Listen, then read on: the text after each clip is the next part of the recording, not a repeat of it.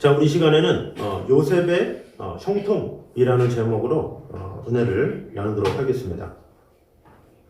요셉이 지금 애굽으로 끌려간 그런 상황이죠. 가장 성경에서 어떻게 보면 가장 많이 읽히고 가장 많이 이렇게 설교의 본문으로 정해지는 그런 부분이다라고 할 수가 있습니다. 그래서 이 부분을 통해서 또 하나님께서 우리에게 무엇을 알려주시는지 한번 보도록 하겠습니다. 우리 한번 읽어보도록 하겠습니다. 시작. 신앙생활은 억지로라도 하는 것이 유익하다. 네. 저는 이 1번을 정하면서 그렇구나 이런 생각을 했어요. 신앙생활은 억지로라도 하는 게 유익하다라는 거죠. 우리 부모님들이 자녀들을 공부시킬 때 억지로 시키죠. 야, 영어 단어 외웠어? 수학 풀었어? 억지로 시켜요. 억지로. 왜? 그래야 유익하니까. 억지로 안 하니까 그냥 이렇게 억지로 좋은 거는 자꾸 이렇게 권유해요. 공부를 잘해야 나중에 편하니까 부모님이 권유하는 거지 잘못된 거 가지고 그러겠어요. 그런데 오늘날의 이 그리스도인들의 문제가 뭐냐면 신앙에 대해서는 억지로 강요를 하는 거예요. 쉬어라 좀. 그래서 이렇게 고3이 되면 야, 무슨 교회냐, 좀 무슨 대학 가고 나서 교회 가라 이런 식으로 잘못된 신앙을 가진 게 있죠. 그러나 신앙생활만은 억지로라도 하는 것이 유익하다라는 것이. 우리 1절 말씀 우리 한번 읽겠습니다. 시작. 요셉이 끌려 애굽에 내려가매 바로의 신하 시므이가 애굽 사람 보디발이 그를 그리로 데려간 이스마엘 사람의 손에서 요셉을 사니라. 아멘. 자, 요셉이 이끌려 애굽에 내려가매 그랬죠. 그 다음에 마지막에 보디발이 그를 그리로 데려간 이스마엘 사람의 손에서 요셉을 샀다. 요셉은 자신의 의사에 의해서 애굽에 간 게 아니에요. 끌려간 거예요. 그냥 애굽에 갈 줄도 몰랐죠. 그냥 억지로 끌려갔어요. 억지로 끌려갔는데 이것에 대해서 이 스스로 선택하라. 요셉한테 너 선택해. 너 애굽으로 갈래? 안 갈래? 그러면 요셉이 갔겠습니까? 절대 안 가죠. 그러니까 하나님께서는 강권적으로 요셉을 가게 하신 거예요. 누구에 의해서? 형들을 도구 삼아서 요셉을 보낸 것이다라는 거죠. 강제로 억지로 가게 한 거예요. 왜? 나중에 요셉이 가야 그곳에서 하나님의 구속사를 이룰 수 있기 때문에 하나님께서는 자신의 약속을 이루기 위해서 요셉을 억지로 보내셨다라는 거죠. 억지로 보냈는데 야곱의 그 12아들 중에 야곱의 가장 사랑하는 아들을 억지로 보냈다. 이게 참 중요해요. 그러니까 하나님의 뜻을 이루기 위해서는 믿음의 사람들이 억지로 뭔가 이렇게 고난도 한번 당하기도 하고 억지로 여러 가지 어려움을 당하기도 하고 뭐 이런 것을 통해서 하나님은 오히려 영광받게 되는 경우가 많다라는 것이죠. 그래서 억지로 끌려간 요셉의 길이 나중에는 축복의 길로 변화가 되죠. 그래서 이와 같이 우리의 신앙생활도 마찬가지예요. 지금은 억지로 하는 것 같다 할지라도 나중에는 그 억지로 하는 신앙생활이 나중에는 큰 유익을 줘요. 그래서 우리가 그것을 알아야 된다라는 것이죠. 예를 들어서 우리 구레네 사람 시몬이 있죠. 이 사람이 누구니까? 예수님이 십자가 지고 갈 때 억지로 십자가를 진 사람이에요. 그 당시 때 그 로마의 그 병사들은 채찍질을 하잖아요. 근데 채찍질이 얼마나 강한지 우리가 보면 뭐 이렇게 중고등부 때 뭐 채찍을 가짜로 만들면 그냥 뭐 종이로 이렇게 만들거나 아니면 뭐 헝겊으로 하거나 이러잖아요. 근데 그때 채찍은 끝에다가 철심도 박아놓고 엄청나게 뾰족하고 막 엄청난 흉기들이 가득하대요. 그래서 채찍이 그냥 맞는 즉시 파열이 되고 그래서 십자가형에 가는 사람들은 내장이 보일 정도로 그래서 뇌물을 준대요. 그 마을 사람들이 그 병사들한테 그 가족들이나 왜냐하면 채찍을 덜하게 해달라고 주는 게 아니라 채찍을 더 강하게 해서 그냥 차라리 죽이라고. 너무나도 그 십자가 위에 올라가는 그 고통이 너무나도 크기 때문에 뇌물을 줘서 좀 세게 해서 그냥 차라리 여기서 죽게 해라라는 그 정도로 너무나도 힘든 그런 상황이에요. 그런 힘든 상황에 누가 십자가를 매느냐? 이 사람이죠. 우리 마가복음 15장 21, 22절입니다. 시작. 마침 알렉산더와 루포의 아버지인 구레네 사람 시몬이 시골로부터 와서 지나가는데 그들이 그를 억지로 같이 가게 하여 예수의 십자가를 지우고 예수를 끌고 골고다라 하는 곳, 번역하면 해골의 곳에 이르러. 자, 마침 알렉산더와 루포의 아버지 구레네 사람 시몬.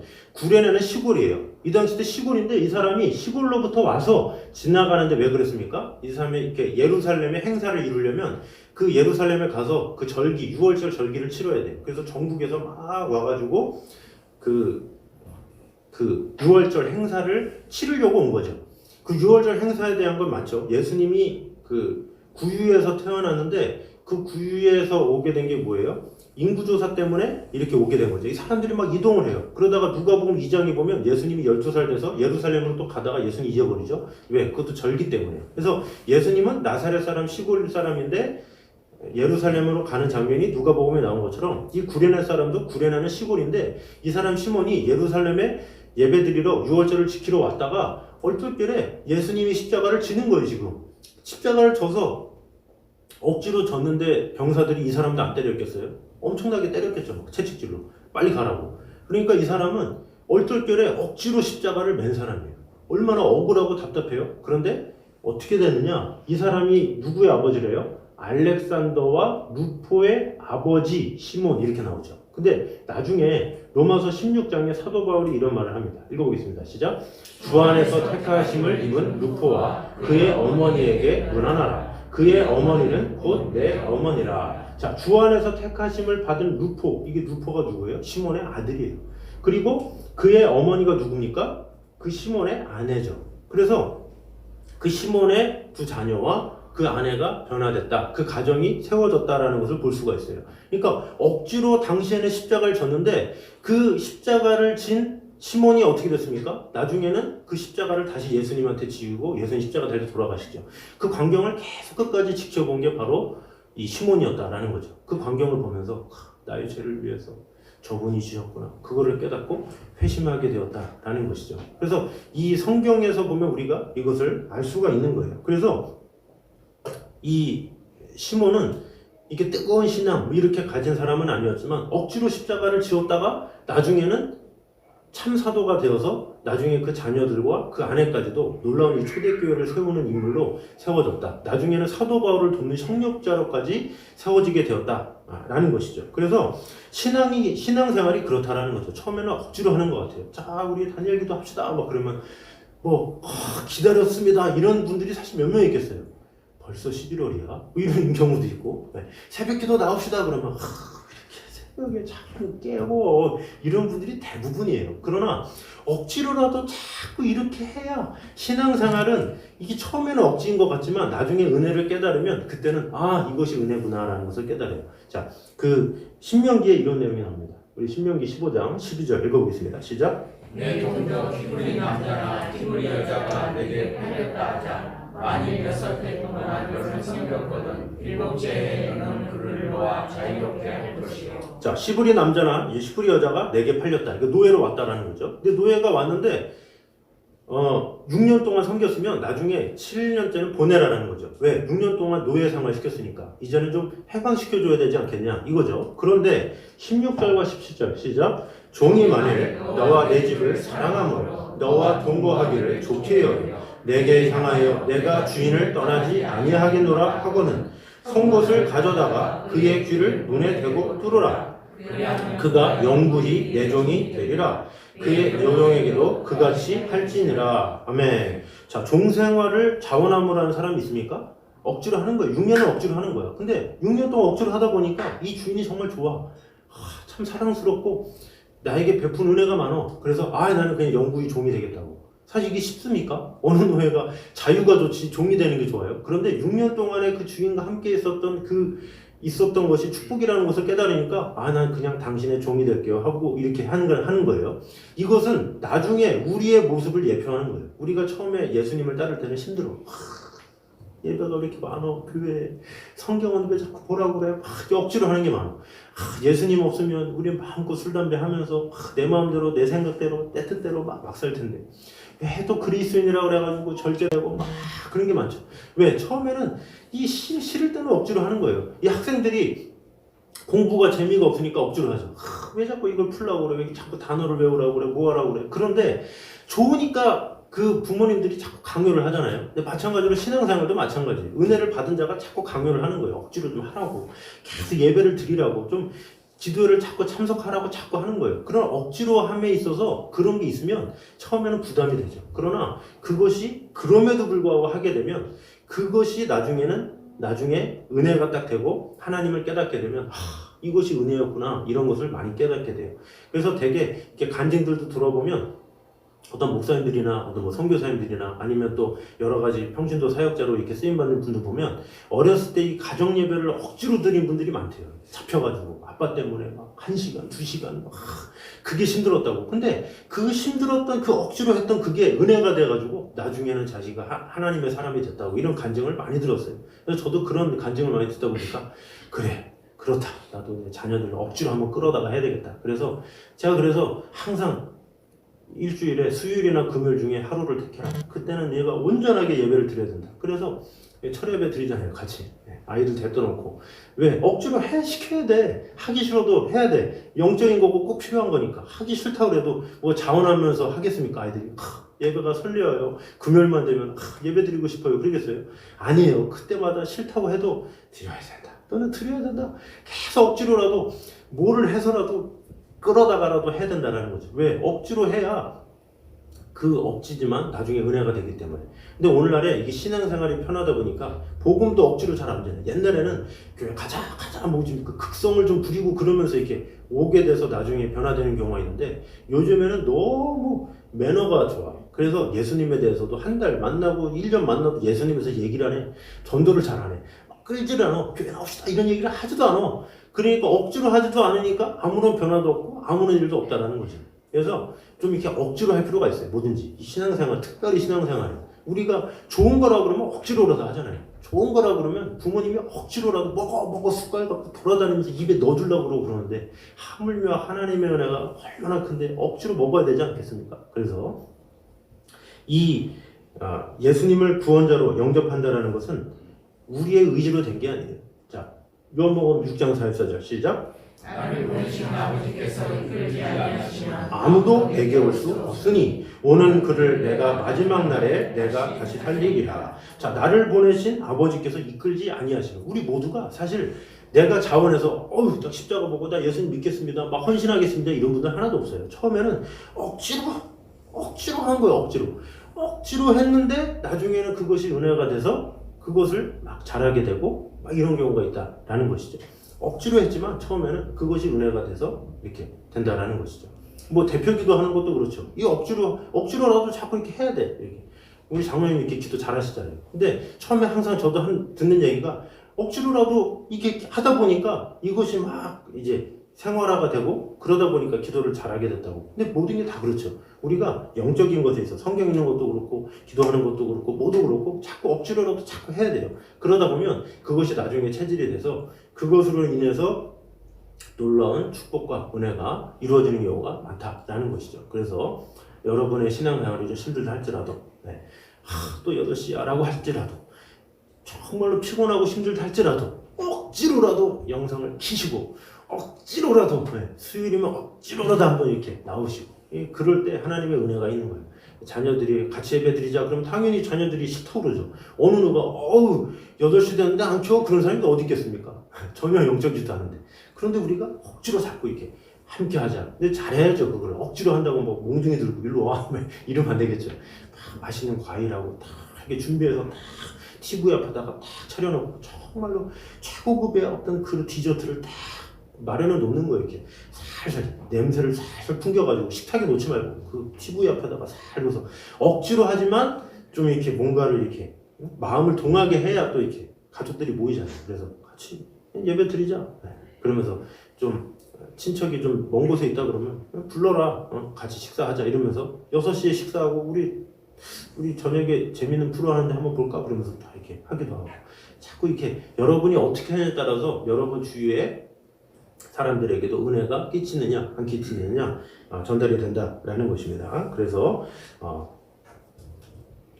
가장 귀한 이 신앙생활을 억지로라도 꼭 하심으로 말미암아 요셉이 억지로 끌려갔지만 그 억지로 말미암아 나중에 축복의 길이 됐듯이 우리가 지금 신앙생활을 억지로 하는 것 같아도 이것이 나에게 축복이 될 수 있음을 꼭 기대함으로 말미암아 놀라운 하나님의 축복을 받아 누리는 저 여러분 되시기를 주님의 이름으로 축원합니다. 자, 두 번째는 읽겠습니다. 시작. 절망 속에서 소망을 가지는 자가 승리한다. 자, 2절과 3절 읽겠습니다. 시작. 여호와께서 요셉과 함께 하심으로 그가 형통한 자가 되어 그의 주인 외국 사람의 집에 있으니 그의 주인이 여호와께서 그와 함께 하심을 보며 또 여호와께서 그의 범사에 형통하게 하심을 보았더라. 아멘. 자, 여호와께서 요셉과 함께 하심으로 그가 형통한 자가 되어 그의 주인 애굽 사람의 집에 있으니 그의 주인이 여호와께서 그와 함께 하심을 보며 또 여호와께서 그의 범사에 형통케 하심을 보았더라. 이렇게 말씀하고 있죠. 자, 요셉은 극한 시련에도 불구하고 좌절을 극복하고 또 범사에 형통하는 승리의 삶을 살았다라는 것을 알려주고 있죠. 그런데 이 요셉의 삶이 얼마나 힘든 삶이냐? 제가 저번에 얘기했지만 우선은 언어가 다른 삶이었다 그랬죠. 이 당시 때 애굽 사람들은 아람어를 쓰기 때문에 전혀 언어 소통이 되지 않아요. 주인이 노예한테 시키는데 말이 안 통해. 이게 됩니까? 이 말이 안 통하면 사람이 성질을 부리게 돼 있어요. 저도 이렇게 미국에서 알바를 할 때 보통 김치 담그고 이게 한국 사람이 하는 게 아니에요. 스페니시들이에요. 이렇게 멕시코인 이런 사람들이 말이 안 통하잖아요. 그러니까 빨리 해, 뭐해. 그러니까 한국 사람이 이 사장님들이 막 막대하는 거야 이렇게 이분들을. 그러니까 이게 말이 안 통하니까. 그러니까 처음에는 뭐 하세요 이렇게 하다가 막 말을 안 듣고 있는 것 같고 그러니까 폭언을 하거든요. 근데 그게 언어의 그거야. 근데 이 사람들은 나름대로 스페니쉬로 뭐라고 해. 근데 이게 분명히 욕이겠죠. 근데 또 한국 사람 몰라. 자기 욕하지도 모르고 막 이러고. 근데 이게 언어 소통이 안 되니까 힘든 거거든요. 근데 이 요셉은 언어 소통이 안 되는 그 상황에서 그리고 기약이 있는 것도 아니야. 우리가 군대를 가면 엄마 제가 2년 있다 오겠습니다. 1년 넘게 있다 오겠습니다. 이것도 아니야. 이거는 요셉은 그냥 가면 평생 그냥 그곳에서 사는 거죠. 기약도 없어. 언어로 다르죠. 어디 가는데 기약도 없죠. 이거는 뭐 막막한 그런 것이다 라는 것이죠. 거기다가 이 형제들을 생각하면 밤마다 루벤 두고 보자 유다 막 그러면서 계속 이사갈 막 그러면서 밤마다 막 소리 지르겠죠. 어느 누구도 이 요셉의 상황에 대해서 그 상황이 있을 수도 있지라고 말할 수 있는 사람은 하나도 없어요. 엄청나게 답답하고 괴롭고 힘든 상황인데 그 상황에서 요셉은 어떻게 했냐라는 것이죠. 그런 절망적인 순간에서도 소망을 잃지 않고 희망을 포기하지 않았다라는 것이죠. 이것이 참 대단한 것이다 라는 것이죠. 그래서 그런 요셉의 삶이 결국에는 미래를 새롭게 할 수 있었다라는 것이죠. 오늘날 많은 사람들이 목숨을 끊는 일이 엄청나게 많죠. 사실 우리가 코로나로 막 많은 사람들이 뭐 죽는다 해도 사실 그 코로나 사망자보다 자살 수가 더 많아요. 자살로 죽는 수는 정말로 헤아릴 수 없어요. 하루에도 몇십 명, 몇백 명씩 막 자살하면서 죽잖아요. 근데 그게 왜 죽습니까? 질병, 가난, 이런 것 때문에 무지, 이런 거, 무기력, 억압, 이 스트레스, 정신적인 괴로움 이런 것 때문에 이 목숨을 끊는 사람들이 참 많다라는 것이죠. 그래서 이 철학자인 키에로 케고르도 절망이야말로 죽음에 이르는 병이다 이렇게 이야기를 하고 있어요. 우리가 어떤 질병이 걸려야 죽는 것이 아니라 절망이라는 병이 최고의 병이다라는 거예요. 사람을 무기력하게 만들고. 사람이 절망 가운데 빠지면 자기만 힘든 게 아니라 주위 사람도 다 피곤하죠. 만약에 이 가정에 그 가정을 이끌어낸 사람이 절망에 빠진다, 그러면 그 가정은 혼돈이야. 그때부터 끝이야. 그 가정을 이끌어갈 사람이 세상이 왜 이래 막 그러면서 세상을 한탄하면서 막 이러면 그 자녀들이 뭘 배우겠어요? 똑같이 이 세상은 잘못된 거야 막 그러면서 막 이를 갈면서 살겠죠. 그런데 그 가정을 세우는 사람이 긍정적이고 하나님의 은혜를 바라보고 막 축복을 누리고 막 이러면 그 자녀들도 동일하게 그런 걸 받는 거죠. 와, 우리 부모님은 긍정적이야. 늘 하나님의 소망이 넘쳐 그러면서 그것을 배우게 된다라는 거죠. 이 세상에 어느 누구도 이유 없는 사람은 없어요. 다 상황이 있대. 다 이런 이유가 있고 이런 여러 가지 일들이 있대요. 그러나 스포츠 선수들 보잖아요. 근데 스포츠 선수들 중에 성공한 사람들 보면 물론 이렇게 좋은 환경에서 부모님이 막 지원해줘서 어렸을 때부터 막 많은 막대한 돈을 줘서 이렇게 성공하는 스타일도 있지만 또 반대로 부모님도 제대로 없었고 거의 고아처럼 살았고 누구 지원해주지 사람 없는데도 그럼에도 불구하고 막 하는 스포츠 선수들도 있어요. 이게 뭡니까? 환경이 중요하지만 환경이 중요하지 않다라는 거예요. 그 사람의 정신 상태가 중요하다라는 거예요. 이 학교에 가면 요즘 중고등학생들도 인생을 금방 포기하죠. 10대만 돼도 아직 한 80대도 아닌데 벌써 인생이 끝난 것처럼 내 인생이 막 그러면서 계속 인생 탓하고 부모님 탓하고 그러면서 뭐가 이렇게 원수에 젖어 있는지 그렇게 살아. 그러면서 몸을 막 담배로 불태워가지고 막 위장을 나 세상에 세상에 방황할 거야 막 그러면서 뭐 자기한테 좋겠습니까? 계속 그 환경은 똑같은 상황을 가지고 누구는 그걸 가지고 막 담배로 불태우면서 내 몸을 막 더럽힐 거야 막 이런 사람이 반면에 어떤 청소년은 비록 나의 부모님은 나를 이렇게 했지만 내 세대에서 끊겠다 하면서 완전히 확 새로운 삶을 사는 사람이 있다는 거죠. 똑같은 사람이지만 어떤 마음을 갖느냐 이것이 참으로 중요한데 그 마음을 하나님께 달라고 늘 기도해야 되는 거예요. 주님, 이런 상황에서 주님 나에게 소망을 주시옵소서. 이 자꾸 이렇게 불평불만하는 이 버릇을 버리게 도와주시옵소서. 다른 사람에게 자꾸 책임을 전가하는 일을 벼르게 도와주시옵소서. 지금 이 상황 나 때문에 일어난 일입니다. 내가 먼저 변화돼서 하나님의 사람으로 새롭게 되게 하여 주시옵소서. 그러면서 내가 자꾸 변화되려고 하고 내가 소망의 사람이 되려고 하고 내가 자꾸 능력을 구해야지 자꾸 이런저런 뭐 핑계 저 핑계 정치인들 핑계하고 뭐하고 이 나라가 나라냐 그러고 왜 그러는 거야 도대체. 그러면 뭐 변화가 있겠습니까? 내 탓이요. 그러면서 자꾸 내가 변화되고 개혁되고 내가 변화되면 내 주위의 사람들은 당연히 변화가 돼야 된다. 될 수 있다라는 거죠. 그래서 세 번째 시작. 성도는 세상의 복의 근원이다 라는 것이죠. 자 5절 읽겠습니다. 시작. 그가 요셉에게 자기의 집과 그의 모든 소유를 주관하게 한 때부터 여호와께서 요셉을 위하여 그 애굽 사람의 집에 복을 내리심으로 여호와의 복이 그의 집과 밭에 있는 모든 소유에 미친지라. 자, 요셉에게 자기의 집과 또 그의 모든 소유물을 주관하게 했죠. 그랬더니 하나님께서 요셉을 위해서 보디발의 집까지 부강시켜줬다라는 거죠. 요셉만이 아니라 요셉이 속한 보디발의 집, 나중에 어떻게 됩니까? 요셉이 속한 애굽 다 부흥시켜줬다라는 거죠. 요셉이 속했던 이스라엘 자손들까지 다 복이 임하게 되었다라는 것이죠. 그래서 하나님께서 택하신 사람은 그 사람만 축복하는 게 아니라는 거죠. 그 사람이 속한 그 단체까지도 하나님께서 책임져 주시고 놀라운 축복과 은혜를 주신다라는 것이죠. 그래서 우리 성도들은 이 세상의 복의 근원이다 라고 말할 수 있다라는 것이죠. 그래서 성경에서도 아브라함에게 뭐라고 그럽니까? 너는 복의 근원이 될지라. 너를 축복하는 자에게는 내가 복을 주고 너를 저주하는 자에게는 내가 저주하리니 땅의 모든 족속이 너로 말미암아 복을 얻으리라. 이렇게 말씀하잖아요. 그러니까 아브라함 한 사람이 너만 복의 사람이 돼. 그러면 다른 사람 다 복의 사람이 될 수 있어. 이거다라는 거죠. 마찬가지로 내가 복의 사람이 되면 복의 근원이 되면 내 가정은 그냥 한순간이다라는 거죠. 내가 복의 사람으로 살아가면 아까도 얘기했지만 나의 그 영적인 시너지, 그 충만한 시너지는 전달될 수밖에 없어. 내가 뜨거워지면 여러분 이렇게 그릇에 물이 가득하잖아요. 그럼 넘치면 넘칠 수밖에 없는 거예요. 이것을 막 막겠다고 되는 게 아니에요. 그냥 물은 넘치면 흐르게 돼 있는 거예요. 마찬가지로 내 안에 하나님의 은혜가 넘치면 그것이 넘치게 되는 거예요. 내 안에 긍정의 힘과 하나님을 향한 그 뜨거운 열망과 그 하나님을 향한 갈급함 이런 게 막 넘치잖아요. 그러면 내가 뭐 이거 막으려고 해도 막을 수가 없는 거예요. 그게 막 넘쳐져서 가정에게 이렇게 영향이 되는 거예요. 자녀들도 우리 아빠는 우리 엄마는 저렇게 기도의 사람이네. 저렇게 하나님을 향한 마음이 뜨겁네. 말은 안 해도 속으로라도 계속 생각하는 거예요. 그것을 보고 배우는 거예요. 우리가 100마디 말을 해봤자 우리가 그런 삶을 살면 변화가 된다는 거예요. 여러분이 뭐 이렇게 굳이 야 다니엘 기도해야 막 아무 반응이 없는 사람한테 그거야 음식을 차려서 뭔다 한다 하더라도 그것도 한계가 있잖아요. 근데 내가 먼저 하나님의 사람으로서 여러분이 예배 전에 모든 것을 다 준비하고 저녁 식사부터 정리까지 다 하고 더 이상의 어떤 잔소리거리를 다 마무리하고 여러분이 다 8시에 다니엘 기도를 드린다고 쳐봐요. 그럼 누가 뭐라고 그래요? 누가? 네.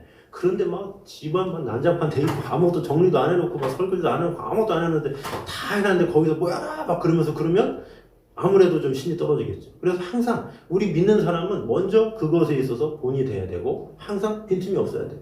그러니까 피곤한 거야. 그러니까 참 이 신앙생활이 쉽지는 않다라는 거야. 그러나 이렇게 열심히 정돈하면서 마음을 다해서 이렇게 하게 되면 나를 통해서 다른 사람들이 차츰씩 변화되는 것을 경험하게 된다라는 것이죠. 그래서 이 세상에서는 이 교회가 많아지는 걸 두려워해요. 그래서 왜 이렇게 교회가 많아지냐 그러는데 치킨집보다 교회가 적은 것 같아요. 제가 보면 저는 이렇게 치킨집을 보면 얼마나 수많은 닭들이 죽어가냐.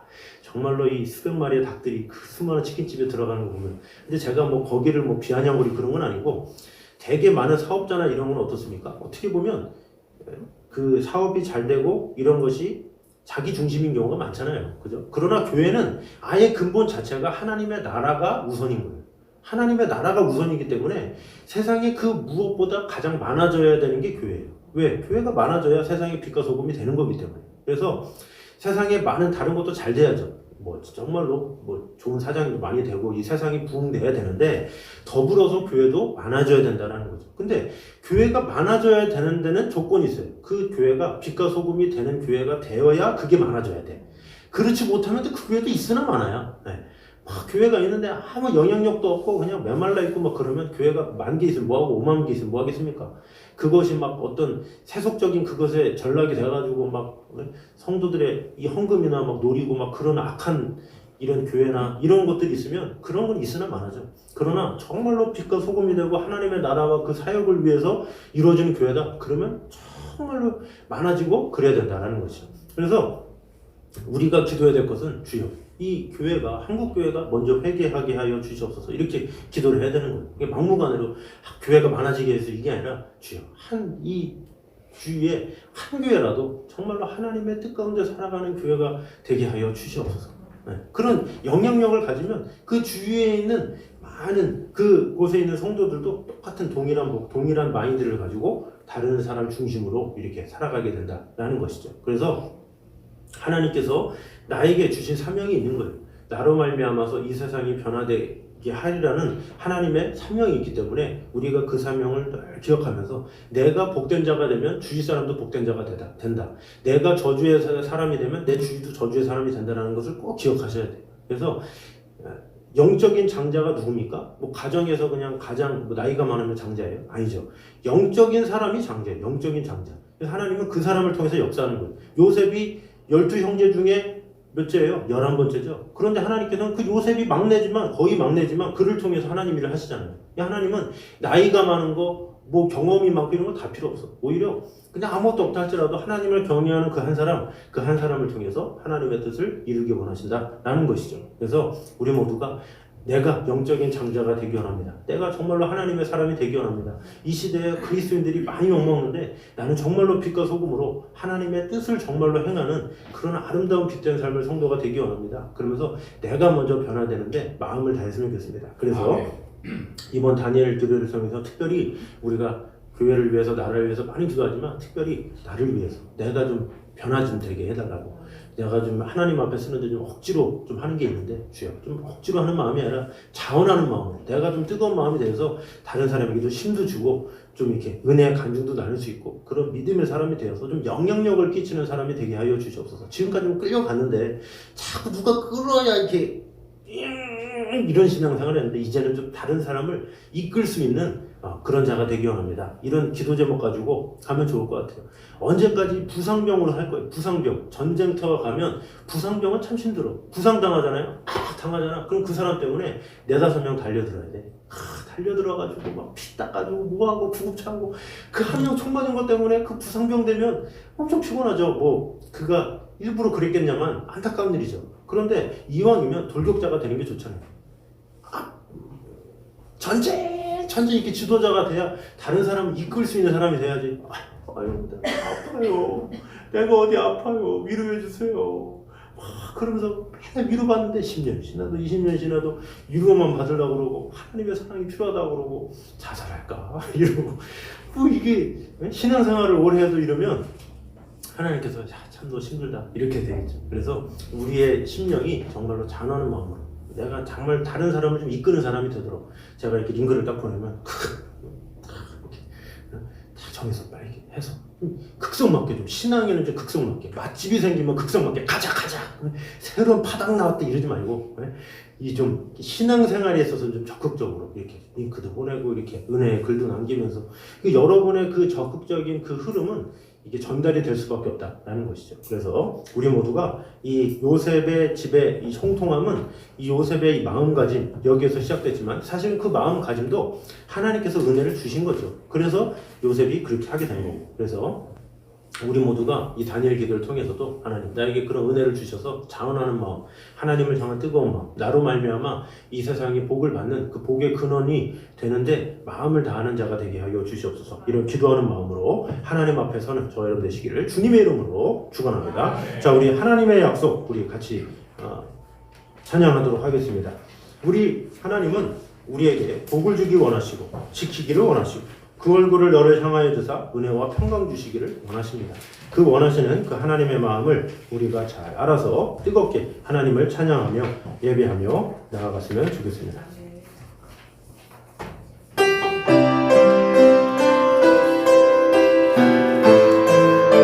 주보에도 있으니까 이 앞에보다는 주거나 이렇게 보면서 찬양하면 좋겠습니다.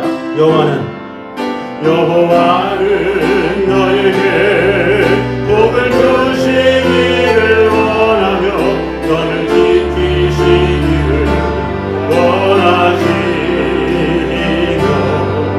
여호와는 그 얼굴을 너를 향하여 드사 은혜와 평강 주시기 원하노라.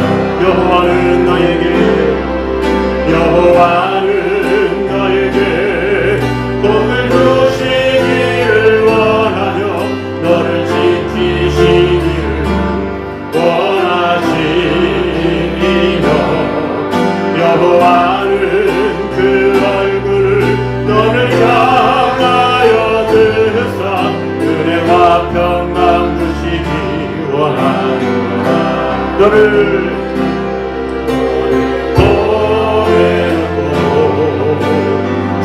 존귀하게 여기시는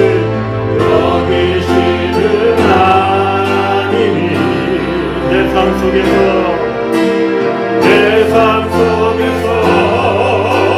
그 약속을 신실하게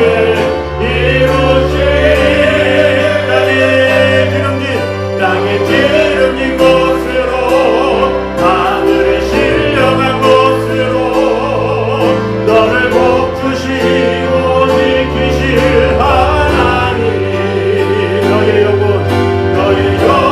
잘 되도록 은혜 베푸시며 평강으로 인도하시니 우리 다시 한번 고백합니다. 여호와는 너에게 복을 주시기를 원하며 너를 지키시기를 원하시니 여호와는 그 얼굴을 너를 향하여 드사 은혜와 평강 주시기 원하시니 한 번 더 고백합니다. 여호와는 너에게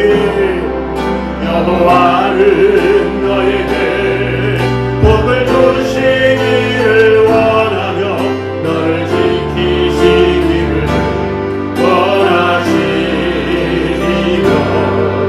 여호와는 그 얼굴을 너를 향하여 드사 은혜와 평강 주시기 원하노라.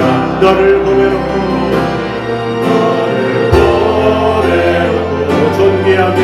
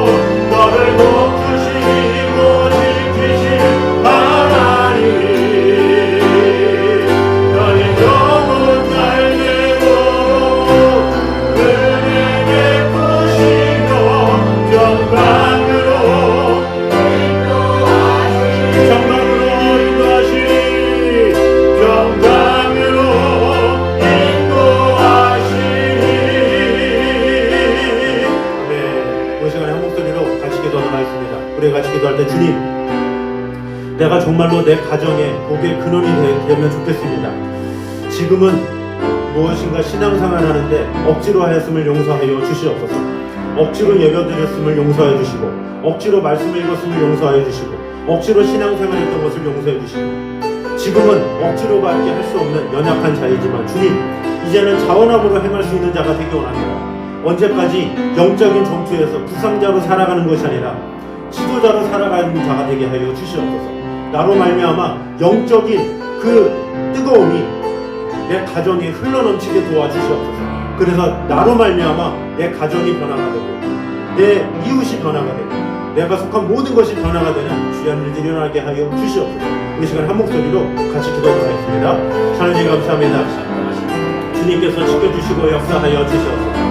아버지 하나님, 우리의 신앙생활이 억지로 끌려가는 그런 신앙생활이 아니라 하나님의 나라를 위하여, 하나님의 뜻을 위하여 자원함으로 달려가는 그런 신앙생활 될 수 있도록 지켜주시고 함께하여 주시옵소서. 누가 전화를 해야, 누가 동력을 해야 뜨거운 마음을 가지는 것이 아니라 내 스스로가 하나님의 그 풍성한 은혜와 사랑을 부림으로 말미암아 내 스스로가 자원하여서 하나님 앞에 나와 예배하며 아버지 하나님께 영광 돌리는 귀한 일들이 일어날 수 있도록 지켜주시고 함께하여 주시옵소서. 세상 탓하지 않게 하여 주시옵소서. 부모님 탓하지 않게 하여 주시옵소서. 나라 탓하지 않게 하여 주시옵소서. 오직 내 자신이 하나님 앞에 온전히 세워지며 하나님의 뜻 가운데 온전히 거할 수 있도록 지켜주시고 함께하여 주시옵소서. 내가 먼저 하나님의 사랑으로 변화가 되고 내가 정말로 이 시대의 복된 자, 하나님의 영광을 위해 꿈꾸는 자, 아버지 하나님의 은혜 가운데 거하는 자 될 수 있도록 지켜주시고 함께하여 주시옵소서. 아버지 하나님, 주님을 사랑하오니 주님 지켜주시고 역사하여 주시옵소서. 나를 지키시고 복 주신 그 하나님의 은총이 우리 안에 흘러넘칠 수 있도록 주여 지켜주시고 역사하여 주시옵소서. 아버지 하나님, 주님을 사랑하오니 주님 지켜주시고 역사하여 주시옵소서. 주님을 사랑하오니 주님 지켜주시고 역사하여 주시옵소서. 아버지 하나님, 지금까지는 우리의 신앙생활이, 나의 신앙생활이 억지로 하는 신앙생활이었다면 이제부터는 자원함으로 하는 신앙생활이 되게 하여 주시옵소서. 주님, 이 영적인 전투에서 부상병으로서 다른 사람이 도움이 있어야 신앙생활하는 그런 자가 아니라 내 스스로가 영적인 지도자로서 다른 사람을 오히려 세울 수 있는 사람으로 세워주시고 지켜주시고 보호하여 주시옵소서. 우리가 사는 동안에 이 세상을 원망하지 않게 도와주시고 나의 부모님을 원망하지 않게 도와주시고 환경을 원망하지 않게 도와주시고 나라를 원망하지 않게 도와주시고 오직 내 자신을 돌아보며 내가 하나님의 사람으로 어떻게 세워줄 수 있는지를 고민하며 나와 하나님과의 관계를 먼저 최우선으로 갖는 자가 되기 원합니다. 아버지 하나님, 이 다니엘 기도를 통해서 그 무엇보다 내가 먼저 하나님의 사람으로 세워지기 원합니다. 예배의 사람으로 세워지기 원합니다. 내가 먼저 하나님의 사람으로 내가 온전히 회개하고 내가 변화되어야 내 주위에 가정이 변화가 되고 내 모든 것이 변화될 수가 있습니다. 내가 변화되지 않는데 어떻게 내 주위의 사람들이 변화되며 이 나라가 변화될 수 있겠습니까? 내가 먼저 하나님의 사람으로서 먼저 회개하며 하나님 앞에 눈물을 흘리며 자복하며 나아가는 그런 자 되기 원합니다. 주님, 오늘부터 시작되는 다니엘 기도회가 있습니다. 우리가 그 8시에서 10시까지의 그 시간을 통해서 우리가 미리 마음으로 잘 준비할 수 있도록 도와주시고 특별히 미리 전도할 수 있는 대상들을 정해서 그들에게 링크를 보내고 서로 중보기도 하며 기도 제목을 나누며 같이 축복의 시간, 놀라운 간증의 시간을 통해서 내가 변화되며 또 내가 돕는 그 영혼들이 하나님의 사람으로 온전히 세워지는 귀한 역사가 일어날 수 있도록 인도하여 주시옵소서. 내 주위에 있는 영혼들이 비록은 지금은 억지로 끌려가는 것 같지만 그러나 그들이 또 하나님의 은혜를 체험하면 그 하나님이 살아계신 하나님이요 그 하나님이 나의 하나님이라는 것을 깨닫고 그로 말미암아 놀라운 은혜의 역사가 일어날 줄 믿습니다. 아버지 하나님, 우리가 오늘부터 시작되는 이 다니엘 기도가 정말로 자원함으로 기뻐함으로 우리 모두가 동참하는 시간이 되어서 내가 먼저 변화되며 하나님의 뜻 가운데 온전히 세워지며 그로 말미암아 놀라운 하나님의 은혜의 복음이 크게 차고 넘치는 축복의 일들이 일어날 수 있도록 언제나 함께 하시고 아버지 하나님, 정말 우리 교회가 또 예배가 중심이 되는 교회 되게 하시고 이 한국 교회가 진정한 빛과 소금으로서 정말로 다른 영혼들을 살리며 이 지역사회에게 정말로 하나님의 빛과 그 은혜를 나눠주는 교회들 될 수 있도록 축복해 주시고 함께하여 주시옵소서. 이제는 우리 주 예수 그리스도의 은혜와 아버지 하나님의 무한하신 사랑과 성령님의 교통하심이 늘 우리와 함께 계셔서 우리와 동행하며 아버지 하나님의 사람으로 세워지기 원하는 이 자리에 있는 모든 성도들 위해 이부터 영까지 함께 있기를 간절히 축원하옵나이다. 아멘.